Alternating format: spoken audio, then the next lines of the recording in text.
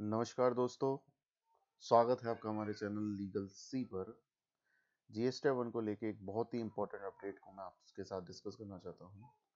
साल की शुरुआत में ही सरकार धमाके के साथ एंटर हुई है। नोटिफिकेशन 01/2021 जो कि क्या कहता है, a registered person shall not be allowed to furnish the details of outward supplies of goods or services or both under section 37 in form GSTR 1 if he has not furnished the return in form GSTR 3B for preceding 2 months। इसका कहने का मतलब ये है कि जो भी monthly filers हैं जिन्होंने अपनी 3B पिछले 2 महीने की नहीं भरी है, वो GSTR 1 भी अब नहीं भर पाएंगे।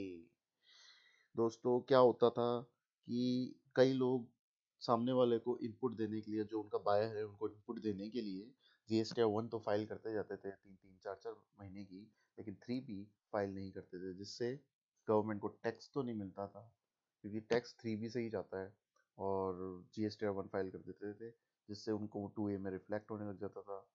तो अब से ये ऐसा नहीं कर पाएंगे। दूसरा जो क्लॉज इन्होंने इंसर्ट किया है वो है, a registered person required to furnish return for every quarter under proviso to subsection 1 of 39। ये क्वार्टरली रिटर्न फाइलर्स के लिए है जो जीएसटी 1 क्वार्टरली फाइल करते हैं। shall not be allowed to furnish the details of outward supplies of goods or services of both under section 37 in form GST 1 or using the IFF invoice forcing facility if he has not furnished the return in form GSTR 3B for the preceding tax period। जो भी quarterly GST 1 file करते हैं, जो भी quarterly filers हैं, अगर उन्होंने अपने पिछले टैक्स पीरियड की जीएसटीआर 3B फाइल नहीं की है तो वो भी अपनी फॉर्म जीएसटीआर 1 नहीं फाइल कर सकते। अब गवर्नमेंट ने जीएसटीआर 1 और जीएसटीआर 3B को बिल्कुल अलाइन कर दिया है। इसका मतलब ये है कि आप बिल्कुल अप टू डेट रहना पड़ेगा। कई लोग 3B तो फाइल करते जाते थे, जीएसटीआर 1 नहीं करते थे।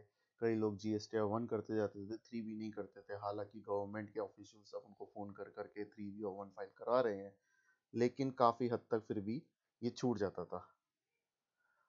अब एक सी पॉइंट जो कि 50 लाख से ऊपर वाली पर्टिकुलर मंथ की सेल के लिए है, उनके लिए आया है, a registered person who is restricted from using the amount available in electronic credit ledger to discharge his liability towards tax in excess of 99% of such tax liability under Rule 86B shall not be allowed to furnish the details of outward supplies of goods or services or both under Section 37 in Form GST 1 or using IFF if he has not furnished the return in Form GST 3B for the preceding tax period।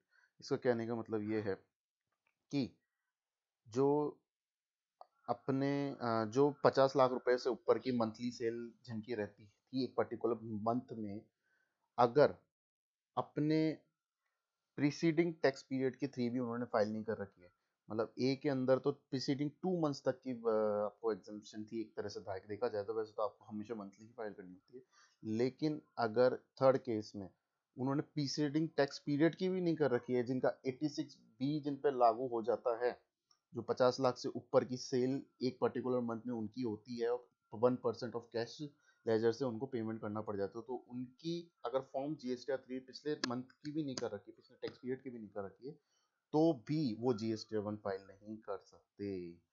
दोस्तों, अब आपको बिल्कुल update रहना पड़ेगा return file को लेके। आप अपने कंसल्टेंट से बिल्कुल प्रॉपरली फॉलोअप करते रहें कि आपका जीएसटी 1 फाइल्ड है या जीएसटी 3 भी बिल्कुल टाइमली फाइल्ड है या नहीं। दोस्तों, अगर आपको हमारा वीडियो पसंद आया तो इसको ज़रूर से लाइक करिए और आगे आने वाले अपडेट्स के लिए इसको सब्सक्राइब करिए और बेल आइकन दबाना ना भूलिए। थैंक यू दोस्तों।